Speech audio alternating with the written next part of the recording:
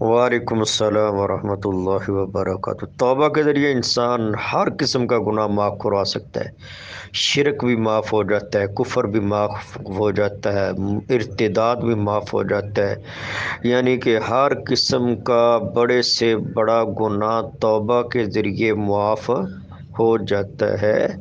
تو توبہ تو سب گناہوں کو ختم کر دیتی ہے، اور بس اوقات توبہ اتنی اخلاص کے ساتھ ہوتی ہے کہ اس کے گناہوں کو نیکیوں کے اندر بدل دیا جاتا ہے۔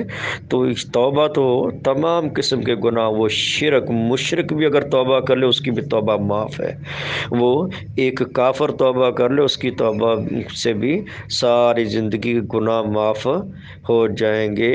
اور اسی طرح ایک مومن ہے، اس نے بڑے سے بڑے گناہ کیے ہیں، قتل کیا ہے، ماں باپ کی نافرمانی کی ہے، بڑے بڑے کبیرہ چوریاں ڈکیٹیاں زناکاریاں بدکاریاں کی ہیں، خیانتیں بددیانتیاں کی ہیں، تو وہ سارے توبہ کے ذریعے سارے گناہ معاف ہو جائیں گے۔ لیکن توبہ کا تعلق اگر حقوق اللہ کے ساتھ ہے تو پھر توبہ کرنے ہی سے سارے گناہ معاف ہو جائیں گے۔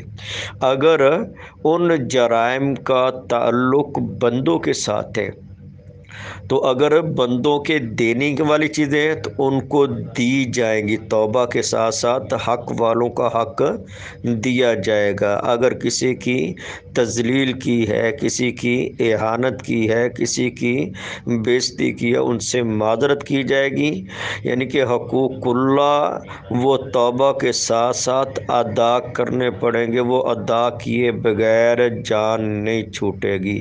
باقی جن جرائم کا تعلق اللہ کی ذات کے ساتھ ہے وہ اللہ محض توبہ کرنے کے ساتھ ہی بندے کے سارے گناہ معاف کر دے گا۔